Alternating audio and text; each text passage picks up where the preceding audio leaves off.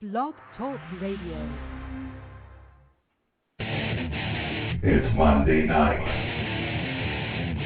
9 p.m. Eastern,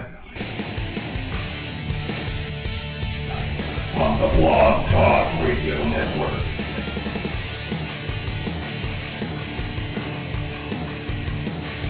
Once again, it's time for the most intriguing talk radio on the internet today.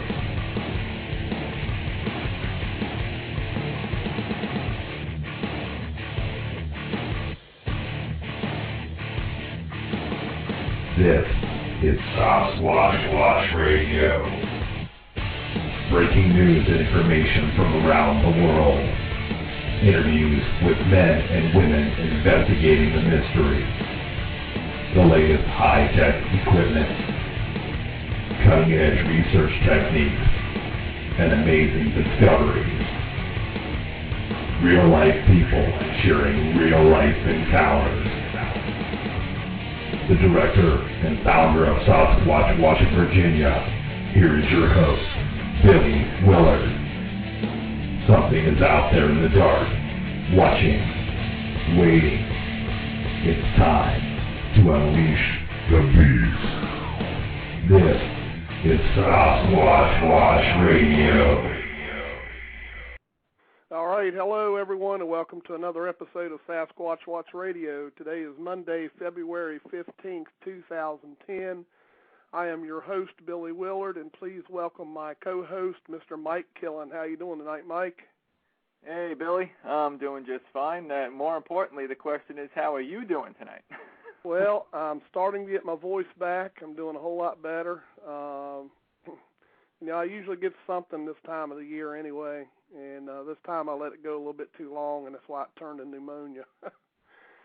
Yeah, so that's one of these years, I'll learn my lesson, and when I first start noticing it, I'll start going to the doctor and get some medicine. Yeah, that's not good, that pneumonia, but hopefully you'll start to pull out. I mean, I know you've been on the medication for a while, and then you stopped it, and I guess it wasn't quite long enough, so now you're back on.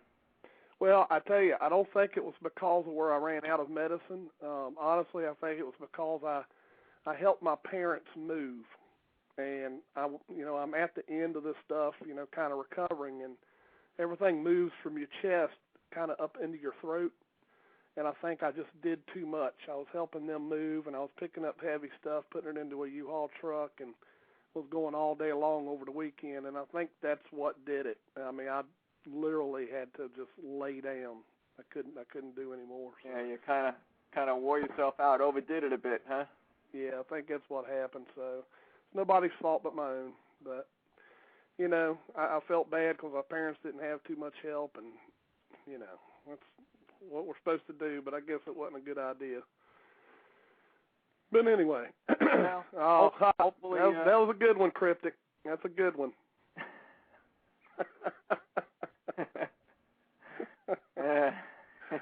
Oh, goodness sakes. Anyway, we've got a good show tonight. I'm pretty sure we've got our guest on the line. Before we bring him on, I'm going to just quickly mention and remind everyone about the 22nd annual Bigfoot conference that's taking place in Salt Fork State Park in Ohio. The actual conference date is May 15th, 2010. And if anyone wants any other information on that, please visit the website www.eobic.net. I'll put that in the chat, www.eobic.net. If you go to that website, there's a link there for the 22nd Annual Bigfoot Conference and Expo, and you can get all the information you need as far as making any kind of reservations and that type of thing. So my understanding is the rooms are selling out pretty quickly, so you may want to, do it sooner rather than later. So just wanted to get that reminder out there. They got a good lineup. I just noticed that Mr. Larry Lund has been added to the speaker list. So that should be interesting. Of course, as everyone knows, Bob Gimlin will be attending. So for all those that's ever wanted to meet Bob, this will be a good opportunity for you. Yeah, that's worth the trip. That's worth the trip to Ohio in itself. Just the fact that Bob Gimlin's going to be there. That's right. That's the highlight. Correct me if I'm wrong, but I believe this is the first time Bob has ever even been to a conference, east of the Rockies anyway. I mean, I think he's been to one or two on the West Coast possibly, but I don't think he's ever been out east this way. I mean, this is as close to the East Coast as he's ever been. So anybody that wanted to ever get the chance to meet the guy in person, hey, this is about as close as he's probably ever going to come to the East Coast. I don't even know what Don said to get him to agree to come out to Ohio, because I don't know. He might have offered him a big old steak dinner or something, I don't know, because from what I understand, he doesn't, do a whole lot of traveling, and like I said, I know he's done a few things, but strictly on the West Coast. So, anybody that's living on the East Coast that if you're interested at all in meeting Mr. Gimlin, I wouldn't pass this up, because he's not going to. Chances are he won't be back anytime soon, if it ever at all again. I don't know what Don did to get him to come out, but I'm glad he's coming out. Yep. Yeah, I am too.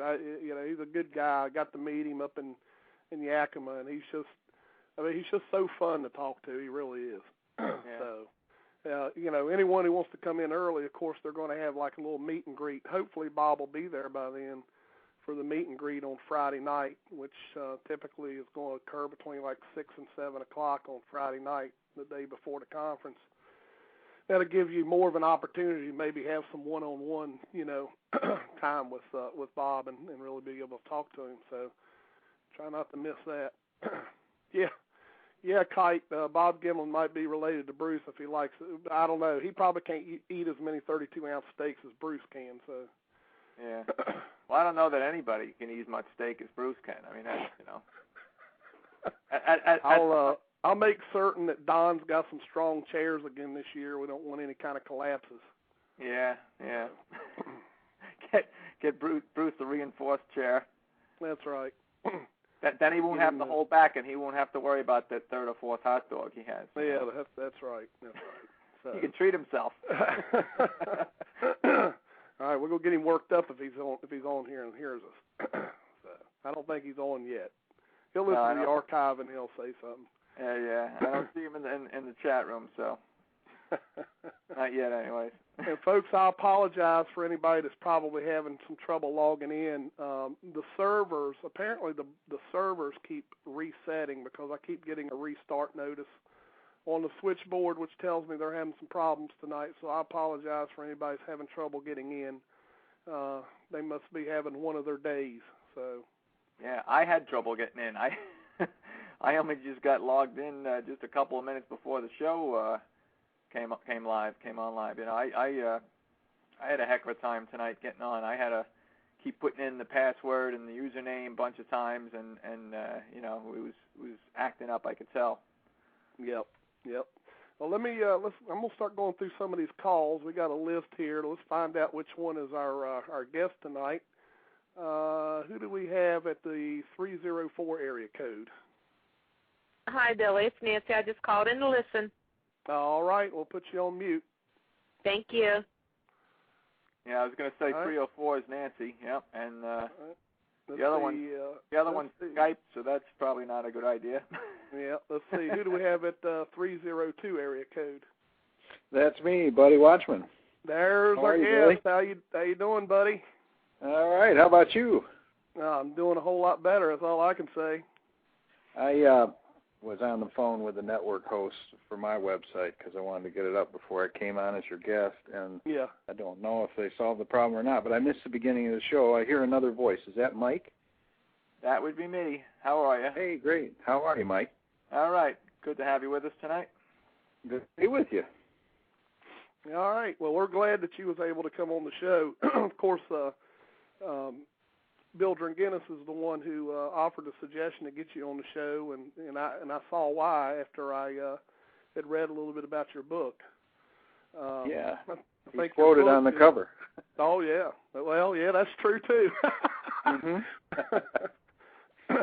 But just reading the foreword and stuff in the book, kind of tells me that there's probably a lot of people interested in hearing about it and probably purchasing the book, because it appears that you have written that book specifically for people who have decided to come out and talk about their sighting, and then, of course, face the consequences of doing so. I know, and in fact, the book is dedicated, I'm reading from it, dedicated to those who have seen but were not believed. Right. And I think in the Bigfoot community, there's a lot of enthusiasm, but there's also this weight hanging over people's heads when they feel like they're going to be looked at as nutty. And I wanted to look at that problem from the point of the solution, from when it's solved, from, okay, what happens when we solve this mystery? There's going to be predictable things that happen, and that's what the book is about. Right. Predictable set of events. Right. Yeah. Now, the first thing I want to ask you is, what got you interested in writing this book? Was it a sighting that made you write this book? No, the foreword says that, but when you sit down and you write 200 pages of fiction, what you've got to do is use your imagination to the nth degree. And I did not want to make a big deal of my sighting because I hunt a lot, deer hunting. Right. I also backpack a lot. I've been out in the woods enough to know that the woods is a huge, huge place with a little ribbon running through it, which might be the road, and that people see that from the road. They don't know how big and how unknown that place is. So there are plenty of people, credible sightings, credible people, and I've used my imagination to write a book, so I don't really talk about the fact that I saw something I couldn't identify. It just convinced me that someday humans will have proof of the existence of Sasquatch or Bigfoot. Right. So, okay, let's move on from the question of his existence to what's going to happen. And I think, I don't know, other people who've read it say that seems pretty realistic, that there would be DNR veterinarians and there would be scientists fighting over access to this creature, and there would be news people all around making it a giant circus. There would be people trying to exploit the situation for money. There would be a whole bunch of things that happen. And and not only that, but with the composite of all the sightings that I've read about that I feel are credible, you can zoom in with your imagination and know that if this creature walks through snow, he's got to have some pretty tough feet, some pretty warm fur. These things can be described. And if he's got that, he's got some fleas and ticks. They might be unique to this creature. If scientists could get that close, they would bring out little vials and put the fleas and ticks in there and study them. There's a whole bunch of things that would happen. And so I've detailed those in my book. I've tried to flesh it out so that people that are enthusiastic about Bigfoot and hope for the day when we will have a live specimen. I didn't want to write the book that somebody shoots one and he's laying there dead and they get to study him. So I used a creative device to have them capture this thing alive and safe. And so I'm proud of it. Good. I get a big kick out of it. Yeah. It sounds great. The what I want to do is real quick. I want to grab a caller. This caller may be wanting to ask you a question. Caller from the 734 area code. You're on the air. Hello. Yes. Okay. Now this guy that's writing the book that's talking right now. Have you actually seen Bigfoot? No, I would not. I'd seen something that I could not identify. But no, I did not see Bigfoot. Okay, now here's the problem I got. You got all these people. Okay, can I say there's Bigfoot? No. I do the paranormal. I do paranormal investigations. I'm with a big paranormal group here in Michigan. It's actually the Michigan Paranormal Society. Been doing it for approximately 20 years, started in 2001. So a lot of people look at me and they say, the paranormal is not real. That's their opinion. I can't say there's Bigfoot because I never seen one. But I'll tell you what really bothers me is you see all these people have these sightings of Bigfoot, and the problem is these even hunters. Let's put it for an example. Hunters out in the woods. I seen Bigfoot. Why in the hell didn't you not try to shoot it? If I'm out in the woods and I see Bigfoot and I got my 12 gauge with me, I'm killing it on the spot. Well, that's actually been a big controversy. Go ahead and talk about that, buddy. Oh, okay. Well, what's the caller's name? My name is Mark. Hey, Mark. I'm from Detroit, Michigan. Oh, great. I grew up in Ann Arbor. But I'm actually, don't hold that against me. I'm actually right between Ann Arbor and Detroit, Garden City. Oh, yeah. Okay. By Westland and all that. Great. There's some snow out there now. Oh, yeah. Yeah. Well, just like I was saying, I don't know if you caught it earlier, about when you're out in the woods, the road is a little ribbon, and it is so expansive. I think the whole subject of paranormal is the same thing. How can someone, from the point of view of one tiny human being, say what does and doesn't exist with any certainty, especially what doesn't exist? So I see where you're coming from. Yeah, but when I hear people talk, my wife, for example, she says, I don't believe in UFOs and I don't believe in Bigfoot. Well, if I've never seen it, I don't believe it, but I can't say it's not there. Right. You know what I mean? Certainly can't say with certainty that something doesn't exist. But the other thing is, one of the themes in my book, they have this gigantic 20 acres surrounded by an electric fence in which the Bigfoot is trapped.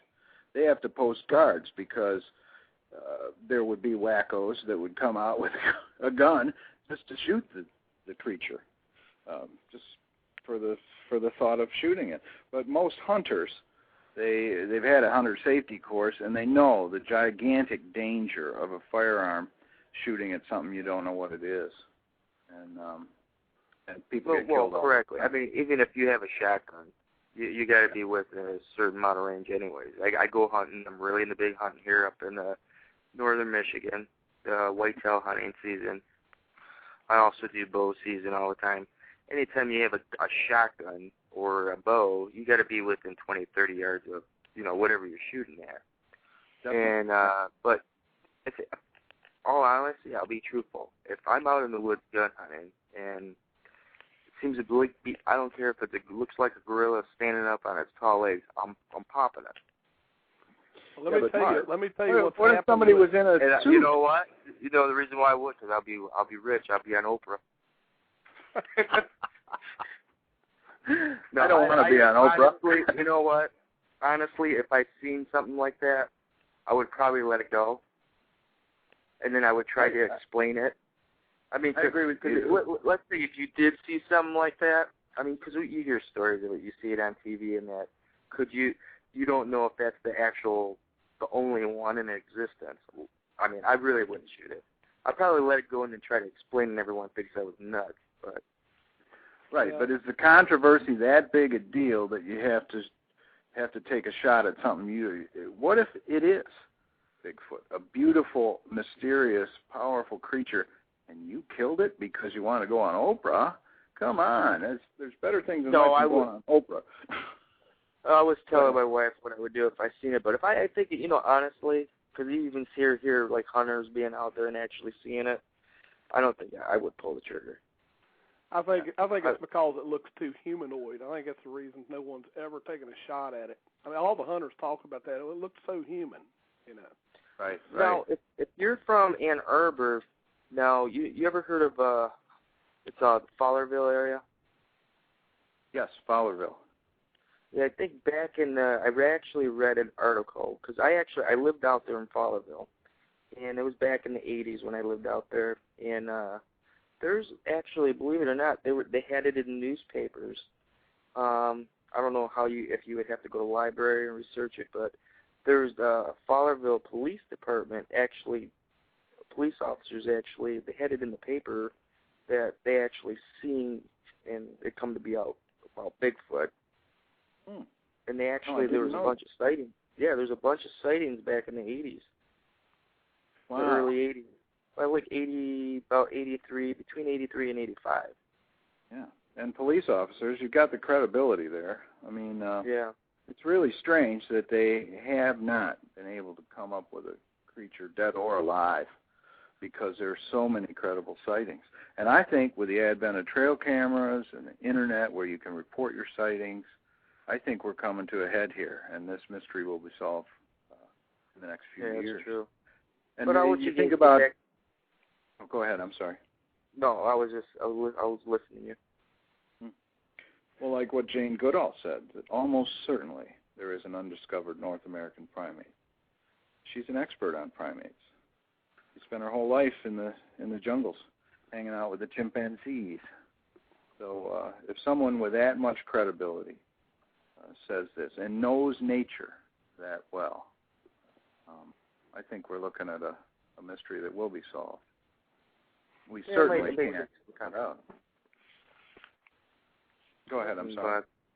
No, I'll let you guys get what you're talking about. I was just, my wife, she clicked on that. We're also on Blog Talk Radio on Saturdays, and we were just going on there breezing around. I seen the Bigfoot thing you guys were talking about. Glad to talk to you. What time, what day and what time does your show come on? We come on every Saturday at 9 p.m. Okay, every Saturday at 9 p.m. And you talk And about paranormal type subjects? Yeah, the Michigan Paranormal Society. Okay, good deal. So, are you guys on every week? Every Monday night at 9 p.m. Okay, I'll be tuning in next week. I'm going to go in there and listen to what you guys are saying. All right, thanks a lot, Mark. Good talking to you, Mark. Yeah, you have a good night. You too. Bye. Bye-bye. All right, well, that was a good conversation, actually. There's see Bruce showed up, Mr. Steakman. I'm sure he'll have some questions for you. But Mike, has there been any questions for Buddy while we've been on the phone? Well, the only questions was from Mark, who just hung up with us. Oh, okay. So he got his questions in live. Well, he did one. I was going to ask why he didn't. He actually typed the second one into chat, which he didn't go into. I'm not sure why, but he took care of one, but then he had another one. So I don't know if we can go over that if you want. I would have thought he would have asked me, and he was here, live with us. But his second question, he asked, "Who or what do you think Bigfoot is?" That's interesting.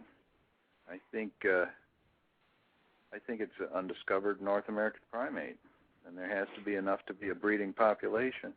I know that there's a part of the Bigfoot community that feel that this is some kind of mysterious apparition or something from another dimension, something into the paranormal. I think that the simplest explanation is the best, and that would be that it's the North American primate. A big one, big and strong, but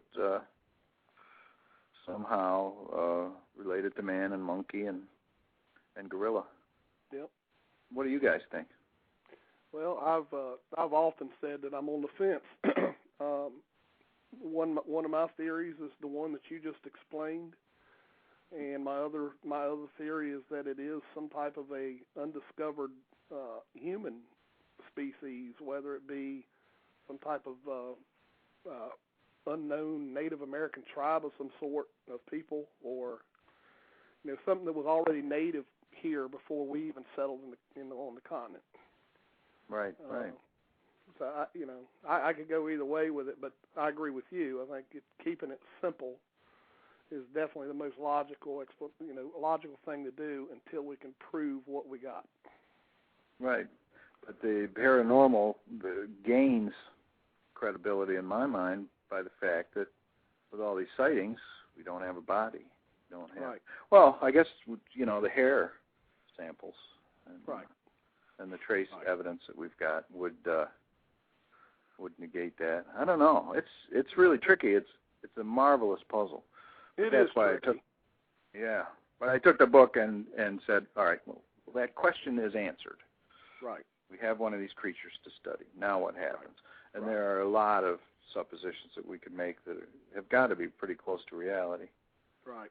And just so everyone knows, everyone that's tuning in tonight and those in the chat room, if you actually click on the show page, well, actually, when you all clicked on the show page, you probably saw that I have a link up to where you can purchase Buddy's book.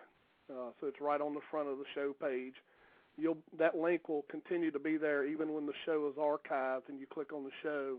The link will be there and it'll take you directly to Amazon.com where you can pick up the book. So, and that's how you get to the book. Any other questions, Mike, before I check on some other callers? No, I did not see any other questions. I was just going to tell you that there was another caller, and they had their hand up, but now they just disappeared. Yep. They were on line 5. Yep.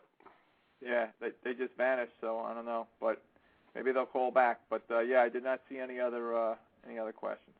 Okay. Let me just grab this. I'm pretty sure that this is probably Abe listening into the show. Is that you, Abe? It's me, buddy. How you doing? I'm doing good. Doing good. Oh, good. How about you, Mike? Doing pretty good, Abe. You? Good. I'm doing good. Hanging tough. Just got to say, so far, a really interesting show. Just got a comment to make as far as why what I've been finding out through research and been reading through reports, why a lot of people might have the creature in their sights looking through the scope, and why they don't take a shot. It's because a lot of them do think, as far as this creature, a lot of them are said to have a lot of human characteristics as far as the face. Another reason could be is because there could be more than one creature in that area, and depending if there is and how many are in the area, you definitely don't want to take the chance of shooting one and having the rest of them come up and gang up on you. So that's what I've been kind of finding through reading reports and my own research here in Minnesota as well. Right. So other than that, I just basically called to listen in. All right. Hey, Abe, this is Buddy. Hi, Buddy. I agree with your point. Yeah, I agree, especially if you're a hunter. You know that one of your fears is to not shoot at anything that moves. Right. Because you might hit a human. And, like turkey hunting is a very dangerous time because of all the camo. People get shot a lot. And deer hunting, when you have amateurs out there, they'll shoot at anything that moves, and people get killed. Oh, God, yes. And it's such a tragedy. I can't imagine raising my gun and thinking, I don't know what that is. Should I shoot or not? Right. And especially when you have human features on the face. And even if you didn't, what if it was a hoaxer in a gorilla suit? Yeah. He'll be dead. Exactly. You'd still feel awful. I had a friend whose grandfather accidentally shot and killed someone while he was deer hunting. Oh, no. Yeah, it can happen. Yeah. On the book, I go into it. And the book is about my wife and I, our experience when we moved to the country and we got to meet the locals. And it was hard to get to know them, and they have their ways. And so I tailored that into the book, that experience. And one morning, it was before dawn, and it was the opening day of rifle season for deer. And we heard this shot. It couldn't have been far away. And then we heard through the grapevine down at the store that somebody had shot somebody else, thinking they were a deer. Good Lord. I put it in the book. It was a father and his son. They were walking along a snow-covered path, and they were where they weren't supposed to be, and they weren't wearing their hunter orange. And a deer hunter thought, well, with all the snow, the light was reflecting well enough that he could see that there are four legs, and here comes a deer up the trail. And he shot, and he hit the guy in the chest and killed him. And tried to do CPR, and it was just a tragedy. And so, yeah, I can't imagine seeing a creature. You're not sure what it is, and you pull up your scope, and you think, well, maybe I should shoot. Yeah. I could be on Oprah. Exactly. There's just too many, ramifications and things to take into consideration. I mean, if you can't identify it, don't pull the trigger. Simple as that.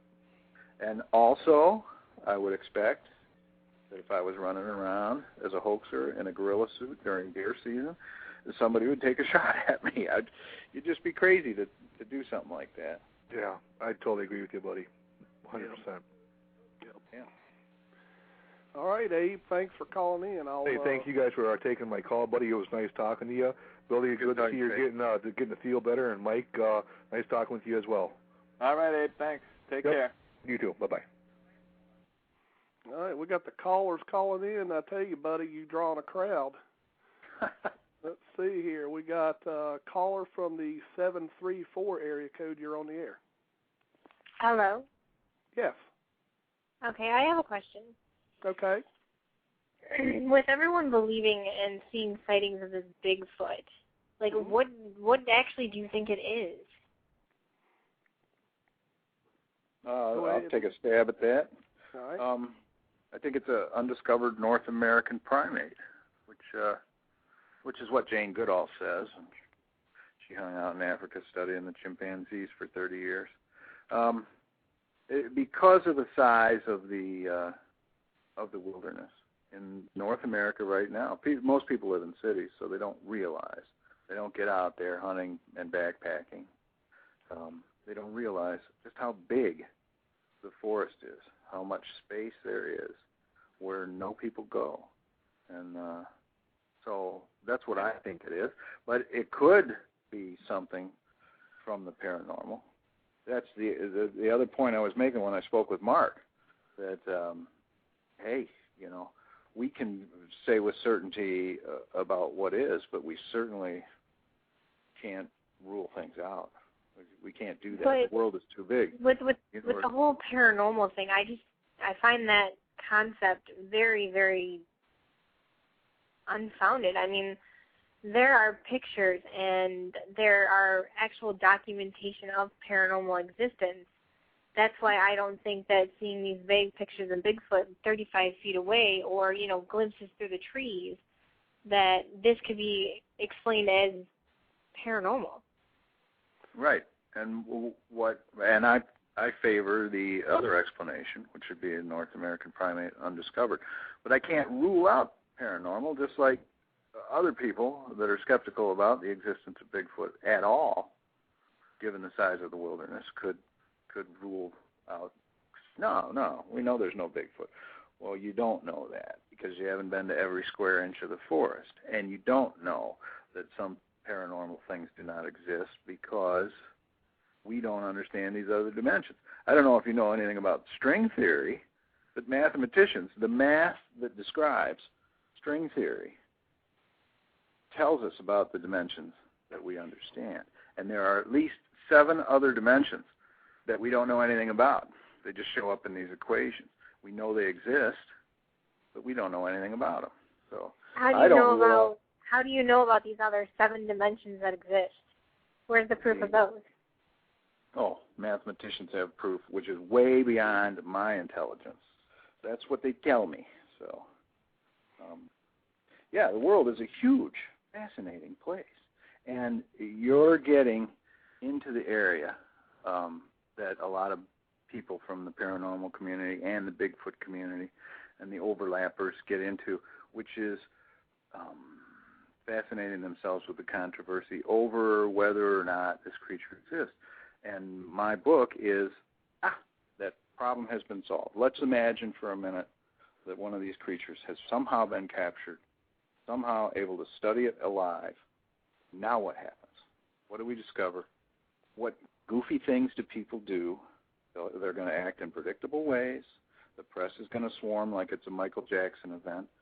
Yeah. There are going to be people trying to make money off of this. There's going to be all kinds of things that happen. And that's what I put in my book. All right. Have you actually seen this Bigfoot? No. Have you had any Bigfoot experiences? No, I don't know what I saw, but I just took the credible reports that I read. There are some that I don't think are credible, but a whole bunch of them are. And so I took those and I made a compilation and took that and formed the picture in my mind of what the creature would look like, what it would be happening, the common descriptions of the fur and the feet and I went over it with Bill Drangenis. I had him read the book and check it for factual errors. And he had a couple of things. It was very interesting. And other times he said, you're right on the mark from every report that I've ever read that you've got this creature down. You're describing him right. You think about radio as a theater of the mind where you're listening to them tell this story and you're picturing it in your head. I can't draw you a credible picture of Bigfoot, but I can lead you through this book into a theater of the mind where you get to have this question answered, where you get to see what happens next when this mystery is solved. So that's what I was trying to Okay, what do you say to the people who explain Bigfoot as the missing evolutionary link? I'm confused by that, because why wouldn't it have evolved? And bring that up in the book. What happened? Did the Bigfoot species get left off the evolutionary train? Why didn't they discover fire or the wheel? If they have opposable thumbs, why couldn't they make a bow and arrow? Why would there be a separation if they share the same environment with humans? Why didn't their brain enlarge to the point where they can do calculus? These are fascinating questions to me, and you ask a good question. I don't know. Yep. But I think a lot of people agree with the caller. You know, a lot of people, it's a lot easier to see this thing as a live, breathing, flesh creature. You know, it's a lot simpler, and quite honestly, I think that as a majority, that's what the majority believes, is that this is just a live creature that we just haven't discovered yet.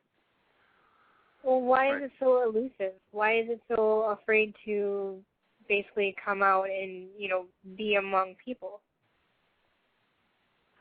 That is a fascinating question, which I also go into in my book without any answers. I say, why did he knows where town is? Why didn't he go down there? Animals who are in the forest have come into town. You hear about bears that come into town, and deer and elk and all this other stuff. Why does he choose, or they choose, to not show up to people? And the answer is we don't know. And even a creature as elusive as a cougar, a mountain lion, unless they're out of territory and forced into town, they won't come into town. They're hard to track down, hard to see any evidence of them. But they're picked up on trail cams now and then. And they, if there's pressure on them where they're losing habitat, they'll come into town. It's happening out in California all the time.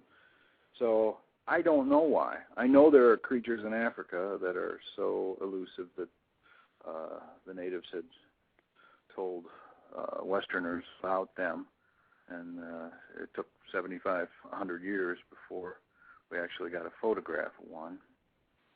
I can't even remember the name of them. They're so rare. But there are creatures that have a very shy temperament. I don't know. That's the whole subject of Bigfoot is so mysterious. And I can't wait until the day that the mystery is solved. And I think it will be. Well, even the show I've seen on TV about Bigfoot, they, show like a shelter that was supposedly built by a Bigfoot. And they have proof and pictures and all this other stuff. Well, out of these people who are basically in the exact same area where Bigfoot has supposedly been sighted, how come they can't get a clear picture of this shelter primate? Oh, I have no idea. And the other thing is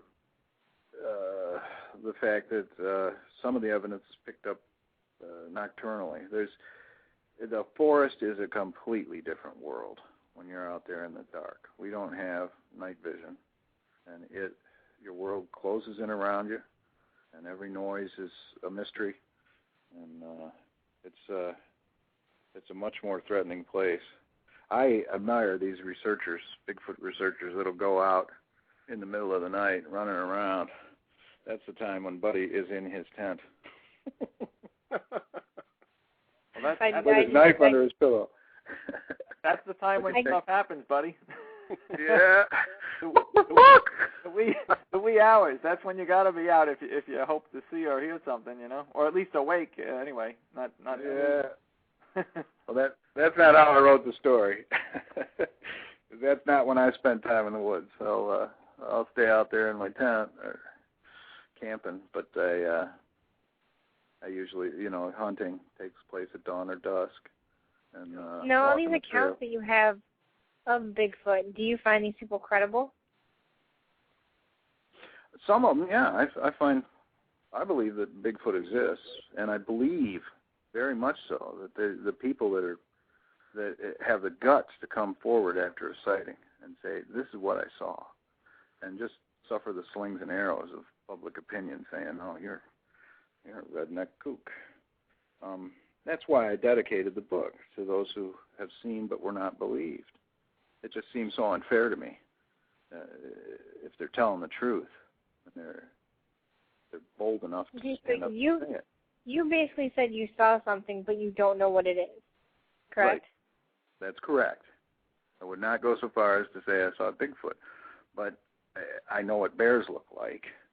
And so what I did was I put that all on hold, and I just said, in my mind, this mystery is settled. And that seems to be the focus of the Bigfoot community. Does it exist? Doesn't it exist? Why don't people believe me? And why are people skeptical? And I thought, well, let's move on to the second step, which is you have nature in captivity. And that question is completely settled. It does exist. All right, well, let's have a look at this thing. And assuming that the collection of reports, and there are thousands of them, are credible, throw out the ones that, Bigfoot was there, but he had a space helmet on. Take them all, take all the elements they have in common, and write a story about that. And that should be close to the truth. And that should be something that a whole bunch of people in the Bigfoot community are interested in, because the focus goes round and round in a circle as to whether or not he exists. Let's just say, come on, pretend for a minute with me that he does. Now let's examine what evidence we have. Let's put this picture together. Let's paint it, and let's see. And part of that is the predictability of human nature. You're going to have a whole bunch of people that are going to act in predictable ways.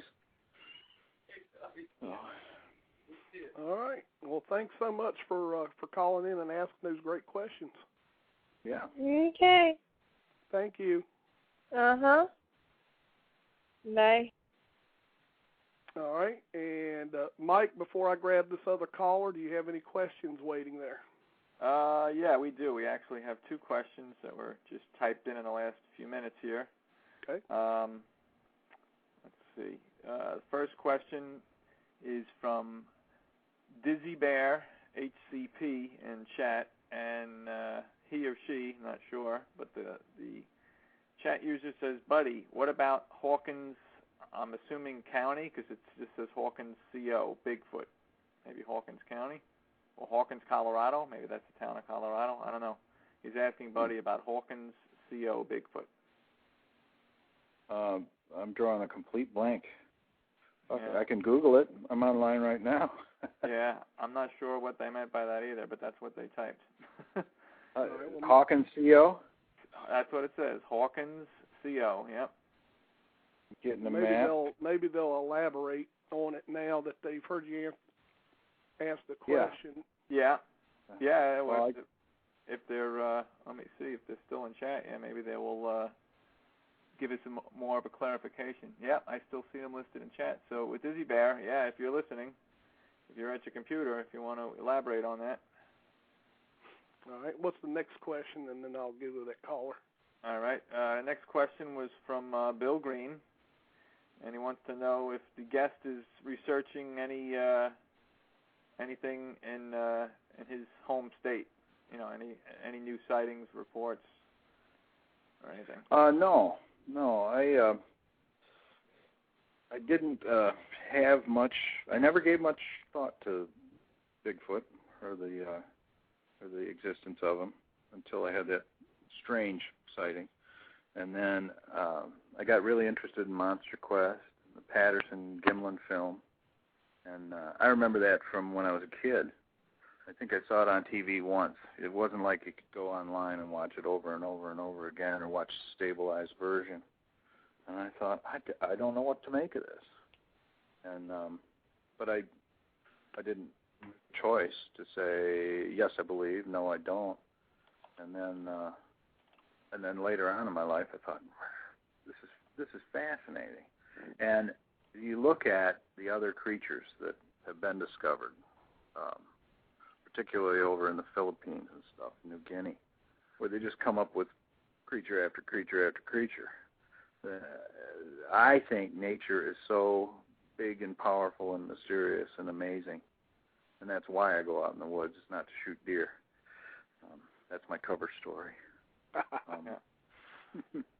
I just love it, and I can't imagine that it's so limited. And I can't imagine that thousands of people are lying. It just doesn't make any sense to me. Yep. Maybe on their tax returns, but... Yeah. I know be we got careful, you're going to get an audit. Yeah. I know we got a couple of callers I see on the line there with the hand up, but Dizzy Bear has clarified his question. It's Hawkins County, Tennessee. I saw that on the Google results. Yeah. It's not Hawkins, Colorado. Yeah. But I can't speak with any authority because I got a complete blank. Hawkins County, Tennessee, genealogy, industrial development. Somebody actually put a link in the chat there, Ziggy in the chat. There's a I guess a report here on Bigfoot encounters. It's Bobby Short's website. It says bigfootencounters.com/stories, and there's a link there. So yeah, apparently that's a story. But I guess you're not familiar with that particular one. No, but wasn't there something out of Tennessee where a lady wrote a book about her relationship with a family of Bigfoots? Big feet. Yes, that would be Janice Carter. Janice Carter, yeah. Okay. And Mary Green, they both wrote the book together, but yeah. Right, and if that has credibility, that leads me to Billy's thought that perhaps there's a race similar to humans that never developed except in size. And so, yeah, we're dealing with a mystery. But that's the other thing. I'm not put off by it. I don't have to have an answer. I don't get scared of it. I don't want to argue about yes or no. And that's what I want the Bigfoot community to take a break from, read my book, and just enjoy it. That's what it says in the foreword. I don't know if you guys read it. Something about, hey, you know, the chef is finished in the kitchen and he brings his guest in and say, dig in, enjoy this. Yeah. Nothing more than, come on, let's enjoy the thoughts about the day when the mystery is solved. Right. Yeah, I read that, and I actually like that part that you put in there. Let me grab this other caller. They've been holding for quite a while with nice patience. Area code 330. You're on the air. Hey, Billy. How you doing? Good. Hey, this is Stymio, too. Hey, how you doing? Not too bad. Hi, Mike. Hi, Buddy. How you doing? Hey, Stymio. Good. How are you? Well, I was just a little compelled by the argument. That was me earlier that got dropped off the phone there. I accidentally got dropped off, Billy. Somebody that you were wondering that hung up earlier. That was me. Yeah. I was just listening to his comments. I can understand these. I just wanted to make a couple comments. I really can understand some of these people being really skeptical about this subject. You know, it's I never gave Bigfoot much thought at all till I had my sighting last March. And Buddy's, how he came thinking about Bigfoot or until he saw something. I started watching the Monster Quest and doing all this other stuff. His story sounds almost identical to mine in some way. And then I heard a couple semi-skeptical people call in, and I'm like, you know, I can understand these people, the way they approach things, because a year ago I was exactly the same way. Right. And it's logical to be skeptical. It is. I used to, my wife used to try, we'd occasionally get on this subject, and my wife would be like, she goes, yeah, I completely believe that these things exist. You know, how she's like, you know, how can all these people be lying all around the world, you know, with these sightings and all these thousands of people? And I'm thinking, I used to laugh at, like, I'm on everybody's side now because I had a sighting and I know they're legit. But you feel stupid because a year ago I used to laugh at my wife and say these people are just completely deranged. They do not know what they're talking about. And, you know, I'm just hiking out in the woods on a trail, and I get surprised, and lo and behold, 35 feet away from me, when I turn around looking over my shoulder, I've got something staring at me right between two trees. And it's the most, I just had to make a comment. It's just one of the most, for the young lady that just called a little bit ago, it's like one of the most remarkable things that just hits you. You're like, I don't know if I'll ever see one again. But Well, that even happens when you see a bear. I mean, it's not like seeing it on TV. You're in that creature's environment, and it strikes you. This is a magnificent creation. And I would be scared, I guess, to have something following me like that. But yeah, well, I know. I mean, I'm simply going down a trail. I had heard something move, and I followed it. You know, wandered down into a ravine and saw something out of my peripheral vision flash across the top of the trail from where I came, and I looked up, and here this thing's following me down the trail. And I'm thinking, I got every hair on my body standing up at attention right now. Every time I talk about this, it's like one of those things you absolutely cannot imagine.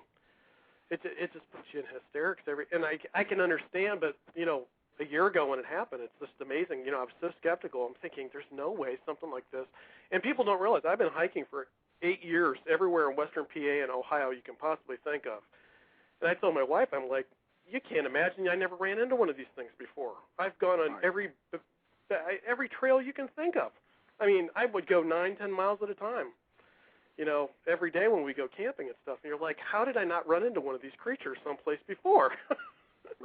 Right. But the other thing is the trail is a narrow strip through the forest. Yeah, it is. You're right. Yeah, and I don't think these things are limited in any way to the trail. In fact, I put that in my book, that it goes up the mountain, paying no attention whatsoever to the path of least steepness. Yeah, well, that's a good point, Buddy. You know, the fact is that 99-point-something% of the population that sticks strictly to a trail through the forest. Very, very few people ever, you know, cut cross country or bushwhack, as they call it, you know, over hill and dale and through valleys and whatever with no trail, just strictly by compass and GPS, you know, where you literally have to hack your way or at least force your way through bushes and trees. Very few people are doing that. And, you know, I think that if you stick strictly to a trail, you know, I don't think there's that often that these creatures walk on a trail themselves. I'm sure they do it at times. But like you just said, they really don't have a need for trails because they're big and strong enough and you know, adapted to their environment that they can walk right through the brush like it's nothing. You know, it's no big deal to them. They step right over stumps and, you know, just stomp right through the woods and nothing really stops them, you know. Yeah, and I was talking to a field researcher who studies lynx. They had introduced Canadian lynx back into the Adirondacks in upstate New York. And I was up there, ran into this guy, and it was on a little dirt road out in the woods. And we talked for a long time about his research. And I said, you know, how far do you have to go out in the woods to set your traps and do your research? He said, we do it right next to the road. And I said, what? I thought you'd be way, way out there. He said, no, all wildlife research takes place from the road. You have to have your vehicle there. You have to have a way to get there. We're not hiking in. We're pulling up in the woods on some lonely road and doing our thing. I was really surprised to hear that. Yeah. That's a good point. That's amazing. I would just, and just one more point, then I'll let you go back to what you were talking about and everything. I don't think people realize how much wilderness and forest there still is out there. I mean, absolutely. They don't. You know, they look out their window and they see the asphalt and the concrete, and then they see that patch of woods behind their house. That's exactly right. I mean, I don't know how many times I've gone down into Billy. Have you been to the Monongahela Forest down in West Virginia? Oh yes, I have. I mean, the first time I went down there camping, I mean, I was always stuck to Ohio, Pennsylvania, and then this year I went to the Adirondacks and hiked around, you know, for vacation this last summer. But when I went to the Monongahela, I was down in Canaan Valley, and I was like, hiking, even just in Canaan Valley, I was like, I had no idea I was out in the middle of nowhere. You know, it's just amazing how much woods is still out there, and I don't think people actually just even realize how much can stay hidden. Yeah. Well, you know, and the other thing is there's a lot of small mountains and rocky areas that are so steep and so rocky that nobody goes there. There's no sense in scrambling up a rocky mountain to be able to hunt. Not even hunters go there. There are valleys behind those mountains that are uninhabited. it just goes on and on and on. And I think the American public has been sold a bill of goods. I don't know why, to have this point of view that there isn't a vast wilderness out there still. Well, I'm glad for it. I just think it's the coolest thing that you can go and you can walk as far as you want to without seeing people or any sign of civilization in a lot of places in this country still. You know, as far as the wilderness and the forests go, you know, it's a little known fact, and I'll guarantee you that there's a number of people listening to this show right now that are going to be shocked by what I'm just about to say, but this is a fact, and they can Google it and check it for themselves. People have no clue. Everybody talks about, you know, the encroachment into the forest and how much man is building, you know, new shopping centers and homes, you know, whole neighborhoods and stuff, and that is going on. There's no question, absolutely. But do you know it's a fact that there is actually more acreage of forest today than there was 150 years ago? And this is a fact. Google it. That is a fact.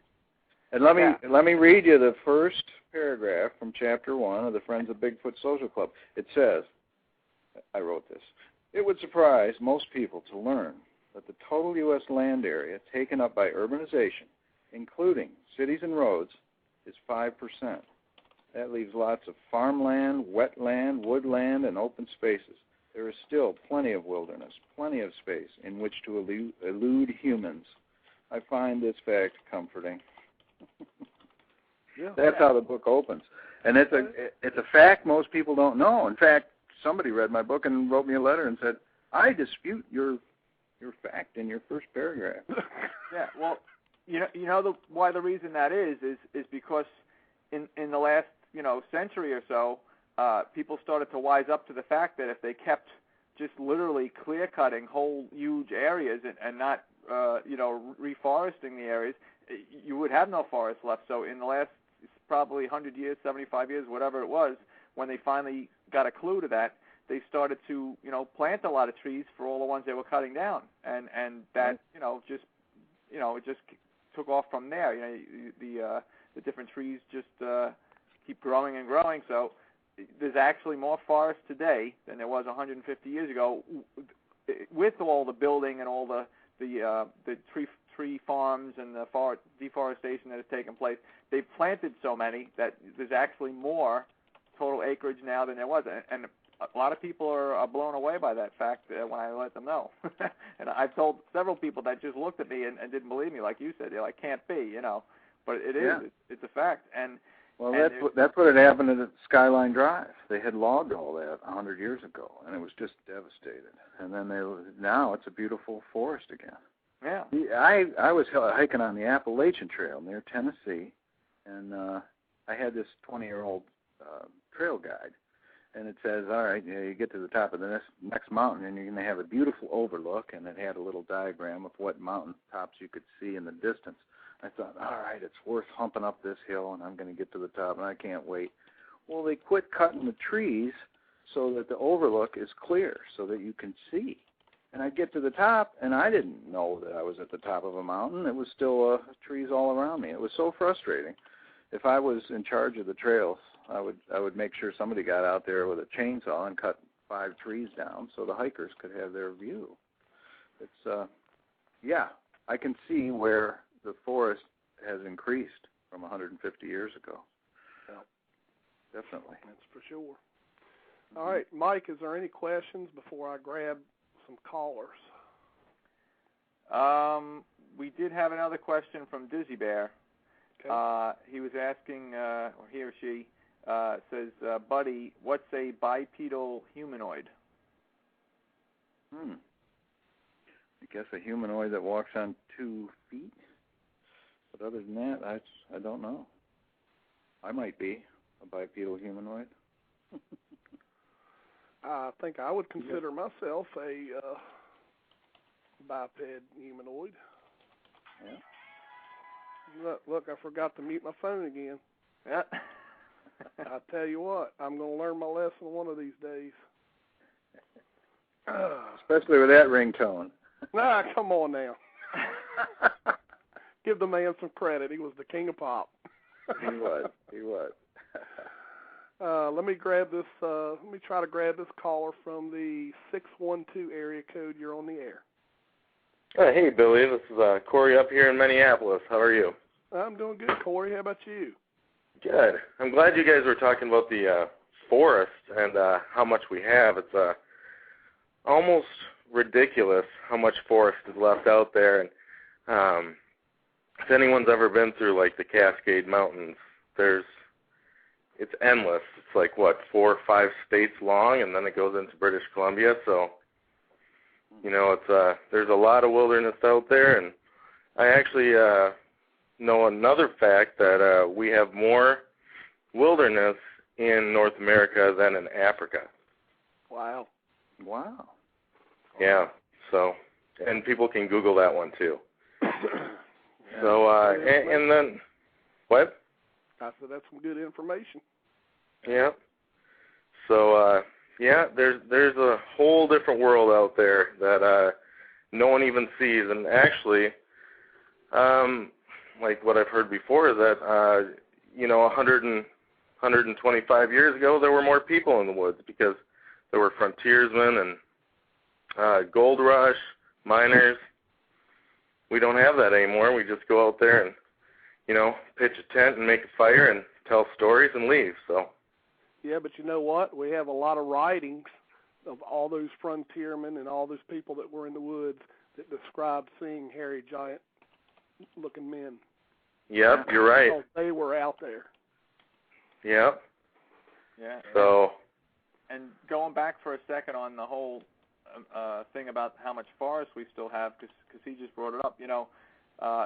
You can actually go online also, and for whatever state you live in, and you can actually find out how much percentage of the total land mass, the total land area of your state is forested. And a lot of people would be shocked that their state is like, some of them are very, very heavily, forested, densely forested. Some of them are more than 75% forested.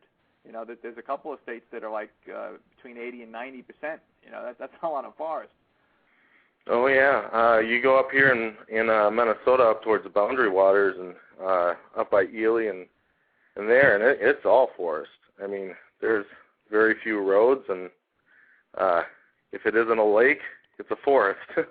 Yeah.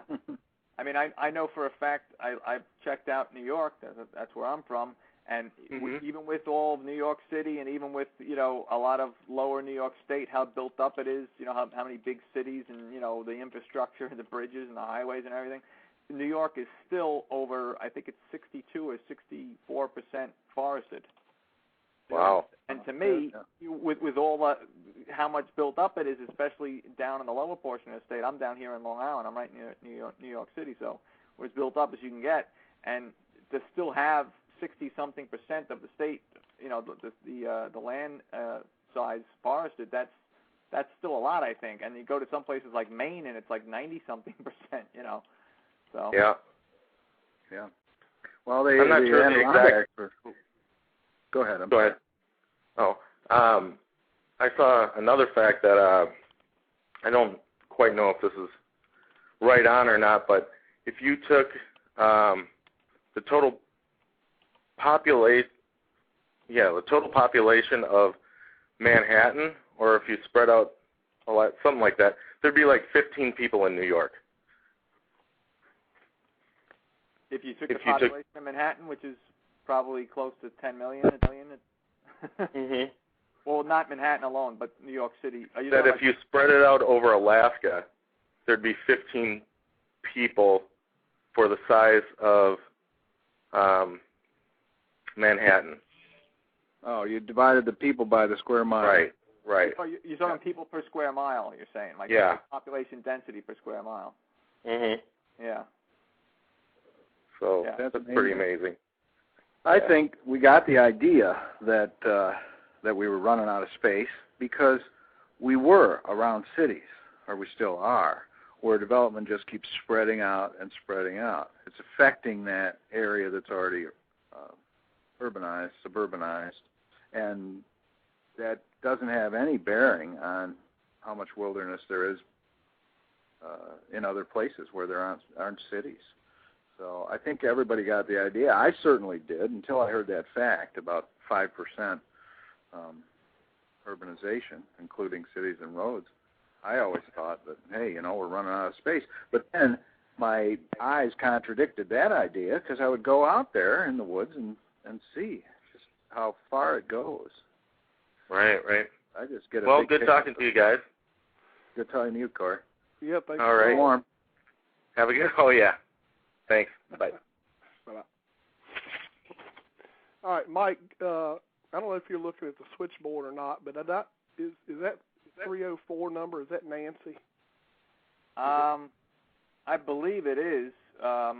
She's further down the switchboard than she was, so I'm thinking maybe she got disconnected somehow and called back in. But she's got the hand up, so you might want to check. Maybe she's got a question now because she's got the hand up.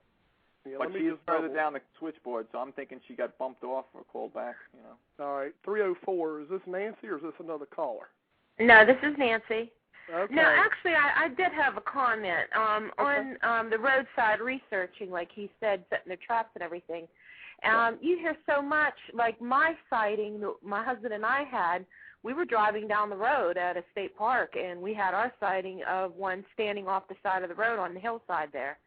And another thing, we do our research. Well, Billy, you've been there. Our research area is at a populated park where we go to. And we lately have been having a lot of good results up there. We've got recordings of some sounds and some whoops and some knocks back and everything, and some jaw popping or whatever it's called. We got some good stuff, and I think a populated area, I don't know, maybe they feel like they're protected there because they can keep an eye on us. And maybe they feel safer if they know where we're at and what we're doing. Yeah, but also the other thing is keep in mind, Salt Fork, which is what you're talking about, that place is just full of deep-cut ravines, hills, caves. Yeah. I mean, there's plenty of places. Yeah, but you don't even have to go. Yeah, you don't even have to go. Well, we go and hike. Sometimes we'll take 10-mile hikes during the day and stuff, but a lot of times we just set up right there at the picnic area and we get our results there. Right. And another thing I was wanting to say was a lot of times when they were asking if they're fearing us and why aren't they coming up and approaching us more, you're in a, like, okay, we'll take Salt Fork for instance again. You're in a hunting area and they see people there all the time. 2.2 million people, I believe, go to this park every year for recreation and hiking trails and horses and just to go have fun. And you go out with the hunters, and all year long they're hunting something, whether it be grouse or deer or, raccoons or whatever, turkey. They see these hunters out in the woods, and they're killing animals in front of them. They're watching them kill these animals. And then we're out there, researchers, and then we're out with binoculars and cameras and telescopes, and they don't know that these aren't weapons, that we're not trying to hurt them. That's a good point, true. Nancy. Yeah. Yeah, they could think that we, our camera is a shiny object. They know a gun's a shiny object. They could, if they've been observing us for long enough, they may assume that that's a weapon. They've seen deers drop down from loud bangs coming from this shiny equipment. So yeah, they realize what that we may have weapons. And another thing too was they apparently we believe they do knocks, which. If they do, they're using probably a log or a stick or something to do that. Or they're carrying rocks, something. Now, we're walking through, a lot of us, I know when I'm hiking, I use a walking stick. So they might think that's a weapon too. Maybe I'm going to hurt them if I'm out in the woods. And here I am walking through. I got a walking stick, and I got my camera, I got my telescope. They don't know what these are. They don't go to their local Walmart and purchase these things. They just don't know what it is that we have. I don't know. You may want to rethink that, Nancy. Have you ever seen some of the Walmart pictures? There may be some people that resemble Bigfoot that go to Walmart. Oh, yeah, you ought to come to Virginia.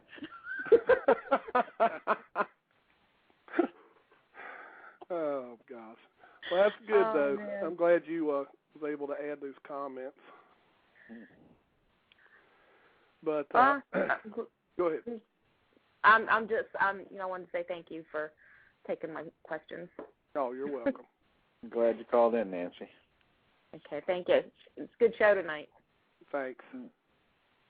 Take care, Nancy. Okay, now do you have any questions in there, Mike? Yeah, we did have another one from Dizzy Bear again. All right. In chat, and this says, Buddy, wouldn't climate and food supply issues make such purported creature survival in reported habitats unlikely?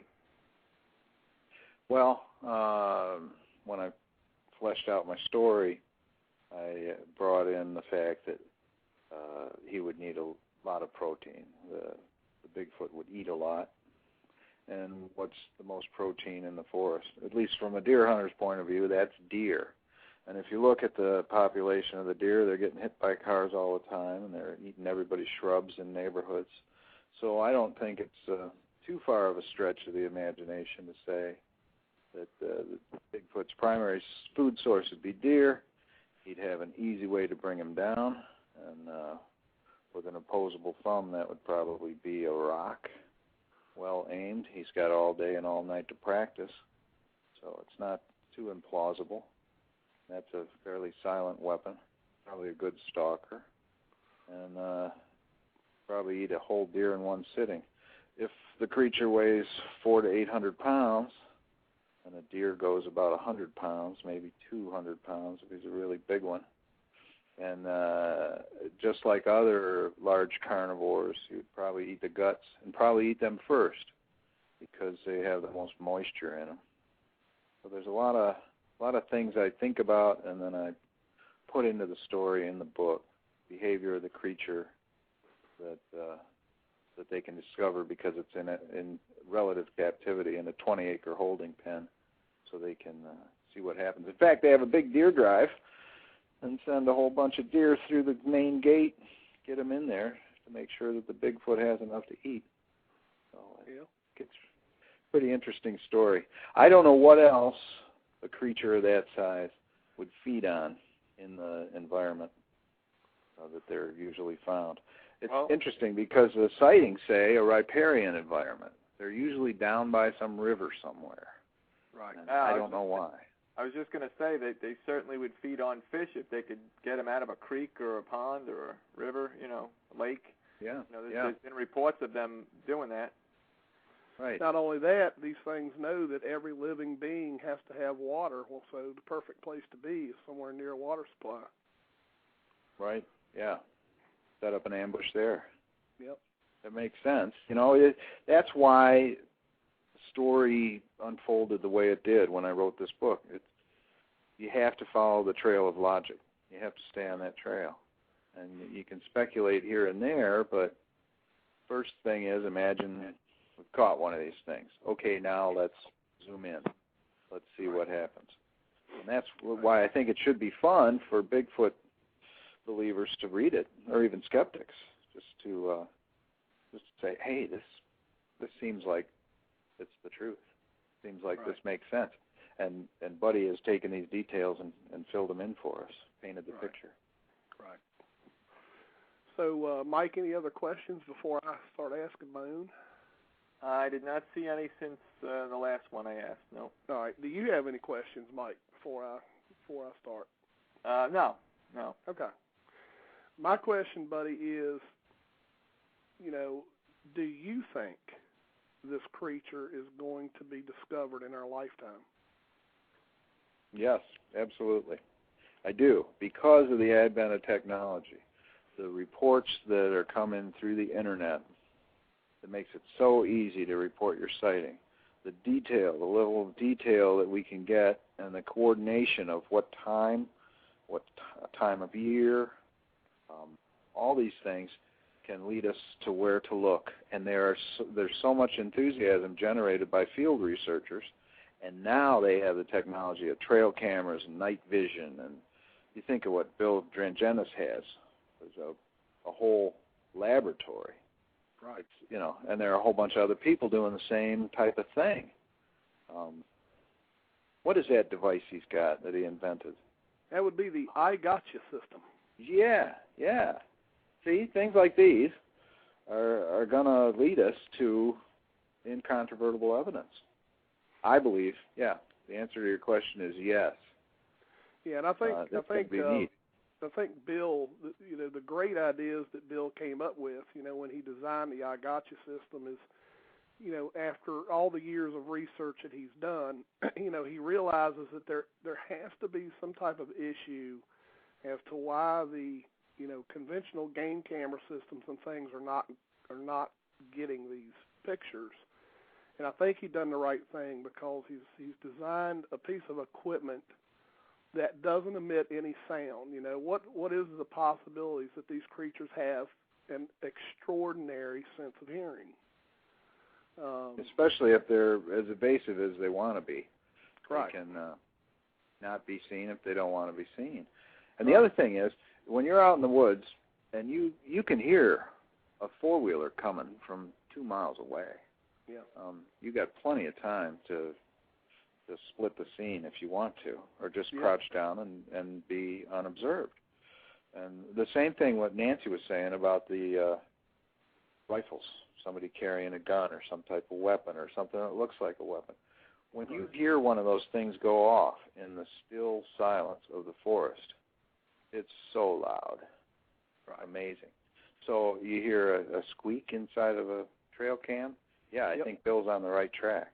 Oh, yeah, definitely. Yeah. But that's adding to the advancement of technology, which I believe will eventually lead to the discovery of this mysterious creature. Right. Now, I'm going to set you up in a scenario. Buddy, you're walking through the woods. You got off trail. You're walking along this creek side down a ravine. Lo and behold, right in front of you is what appears to be a dead Bigfoot creature. What is your next step? I take out my camera and I take several pictures. Then I take a sample of hair, try to get some toenails. I'd open up its mouth and I'd take pictures of its teeth. I'd see if there were any parasites on it.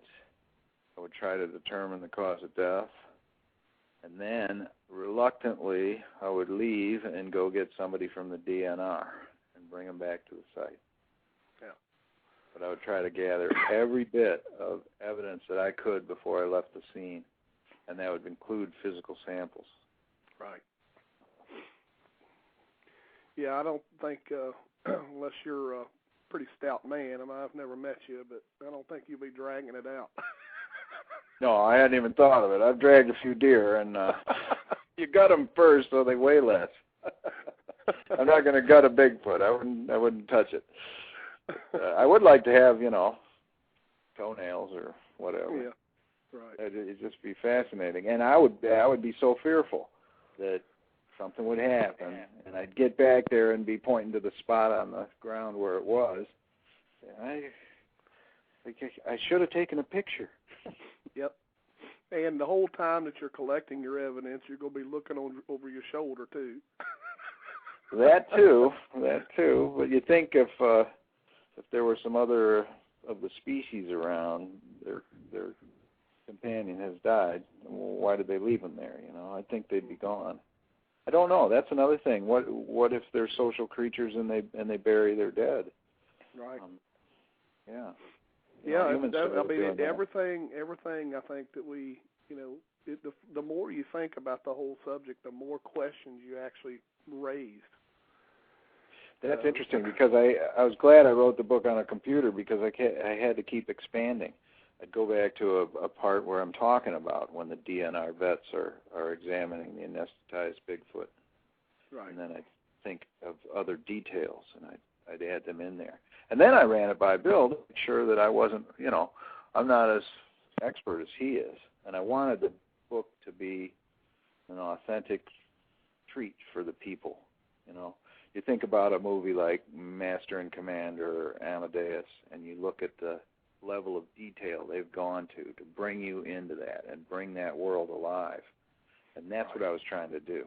I was trying to make sure that, they do have a consensus about so many details of this creature from the sightings. There are details in common from one sighting to another. You can pretty much guess that is what the creature is like. So we can paint a pretty good picture. I'm pretty surprised why somebody hadn't done this before. Maybe they have, but I thought that Bigfoot literature always involved somebody running from the creature, and he's after these pretty women in bikinis, and what are we going to do? Oh, it's so scary. Exactly. Yeah. All right, any questions, Mike? Nope, did not see any. All right.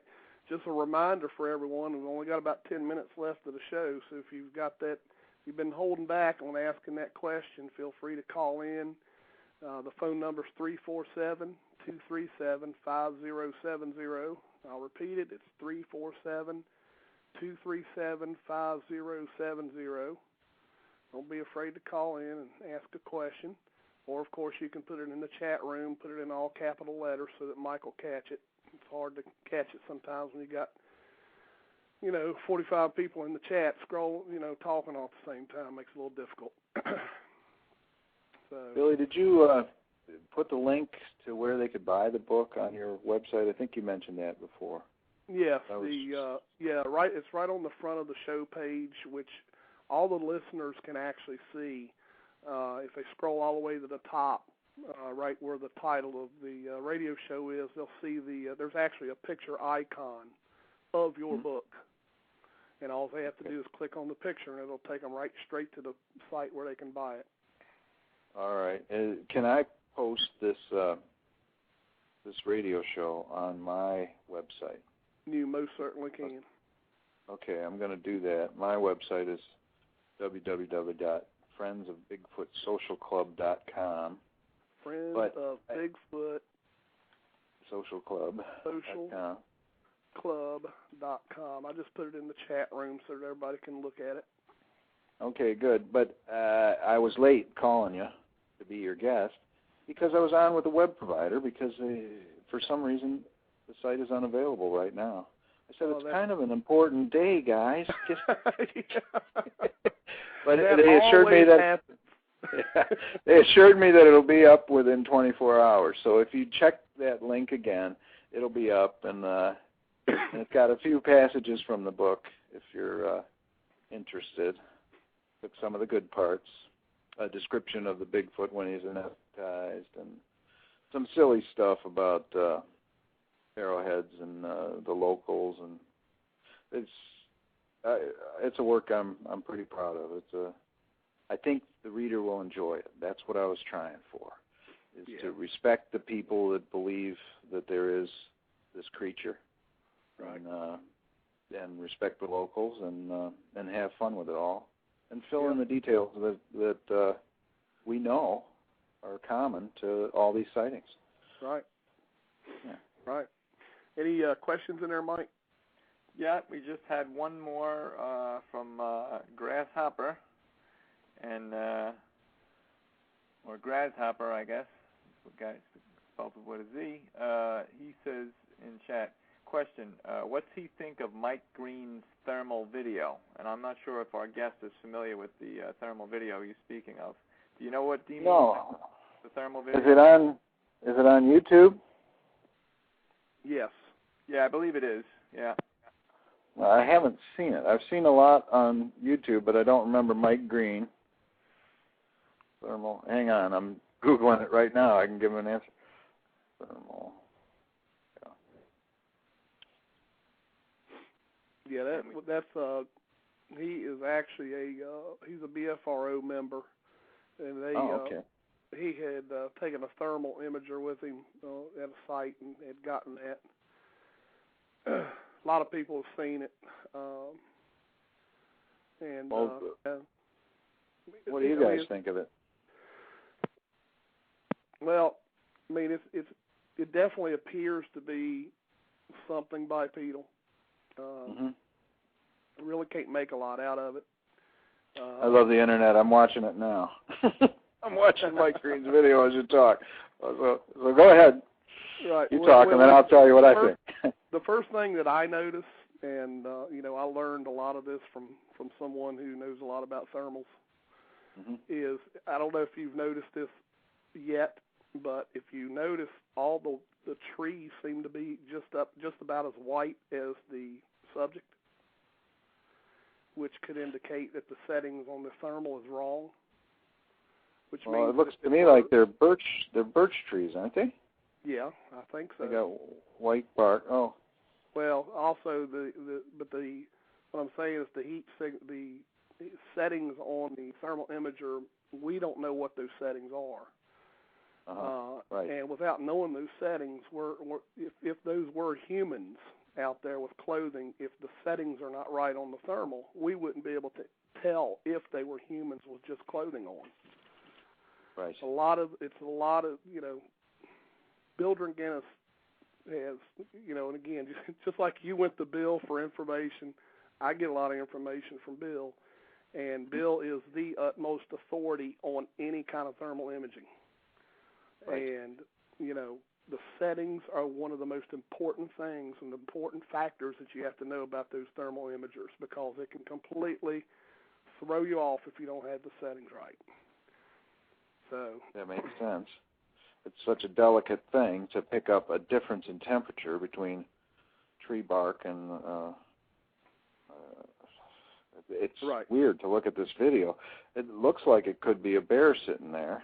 The flashes look like where the eyes are. Now I see some movement.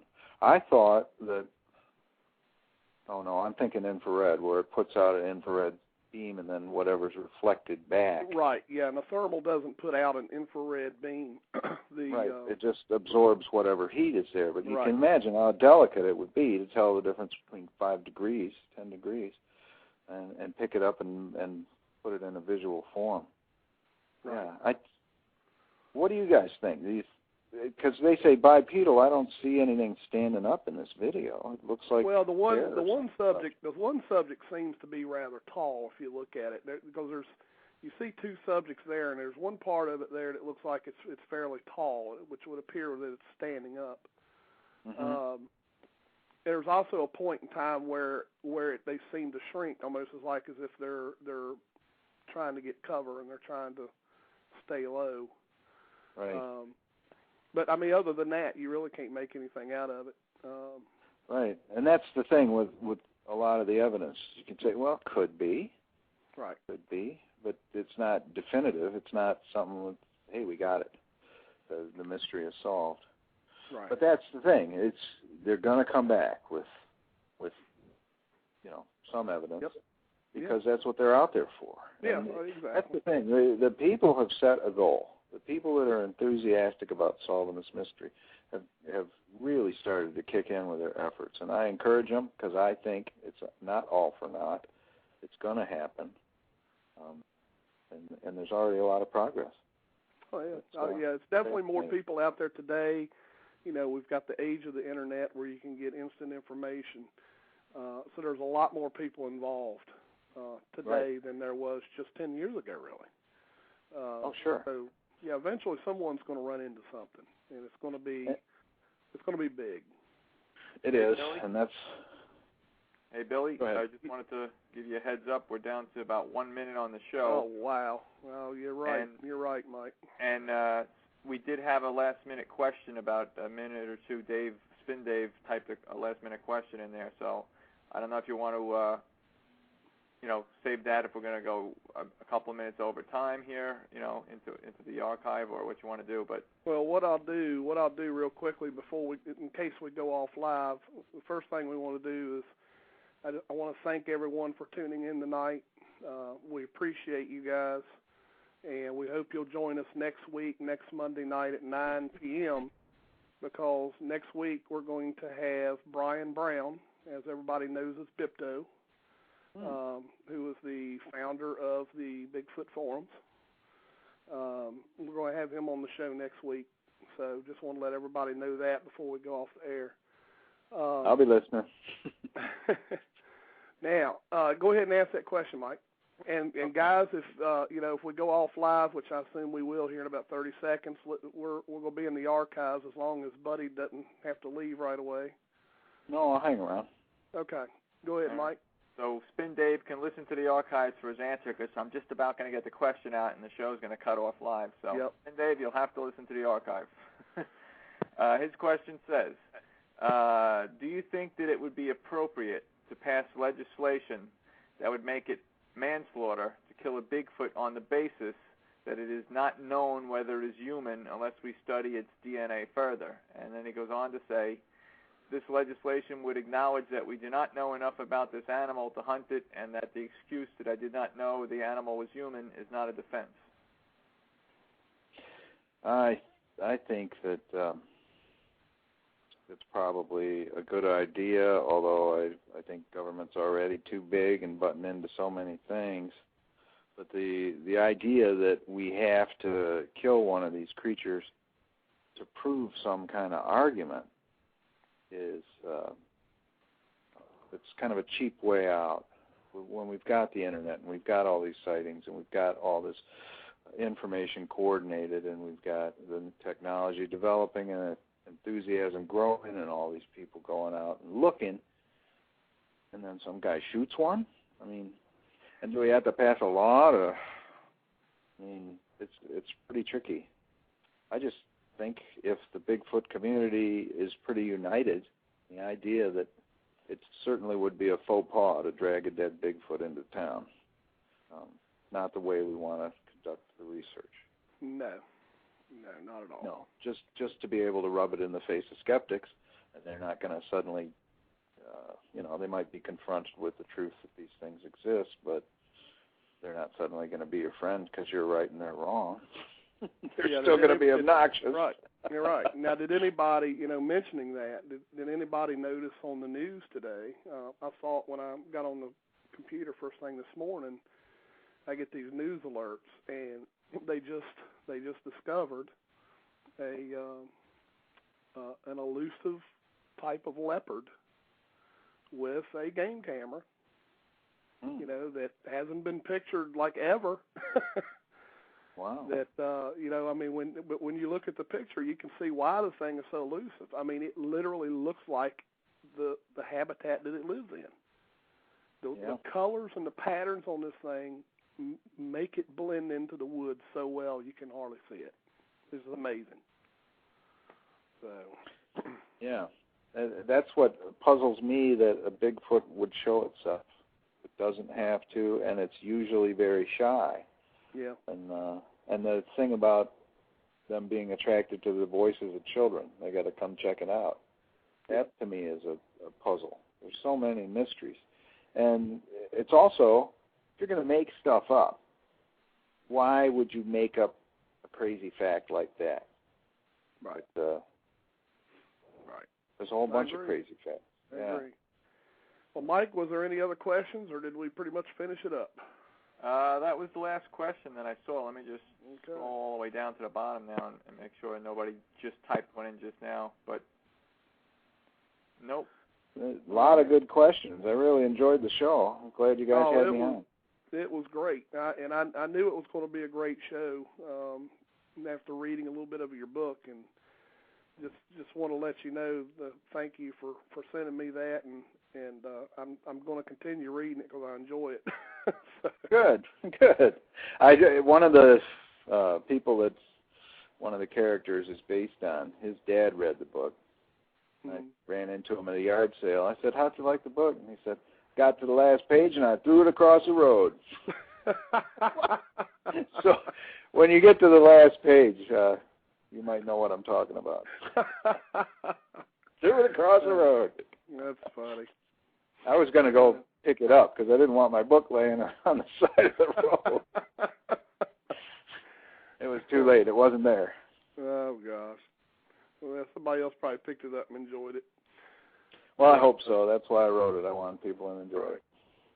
Well, Buddy, thank you so much for being on the show. We really appreciate it. Do you have any books that you're planning on in the future for the subject? I thought if I sold a few of the Friends of Bigfoot Social Club, I might write a sequel. I wrote into the plot a lot of different items that are unresolved and ready for the sequel. But we got to see if it gets rolling. Okay. If it does, then I've already got half the story written in my head. So. All right, very good. Well, we'll look forward to that. Thanks All for right. being on the show. We really appreciate it. Okay, thank you, guys. We'll see you. Thanks a lot. All right, thanks, buddy. All right, Mike, and thank you again for helping out a lot on the I can't watch that chat. Yeah, sometimes it's distracting, isn't it? Yeah, it is. Sometimes the people are carrying on in there, and there's some pretty funny comments flying back and forth, and sometimes it's about all I can do to stifle a laugh out loud, you know. Oh, I know. Try not to crack up over the phone while you're trying to talk. Yeah, it's entertaining. I'll give them that, you know. That's for sure. Well, thank you, Mike, and I guess we'll probably have another good show next week, and we'll get Brian Brown on the show and talk to him. And so until next week, everybody, next Monday night, 9 p.m. Eastern, we'll everybody just be safe out there and stay warm. And we'll see everybody next week. All right. Take care, guys. Good night. Good night. A legend passed down through the generations. A myth to some, reality to others. Thousands claim to have encountered this creature from all around the world. Footprints discovered, unidentifiable hairs collected, unusual sounds recorded. Something is out there. Sasquatch Watch Radio. Monday nights, 9 p.m. Eastern, on the Blog Talk Radio Network, interviewing the men and women researching this phenomenon, the latest news and information, research techniques, and cutting-edge technology. True terrifying encounters, as told by those who have experienced them.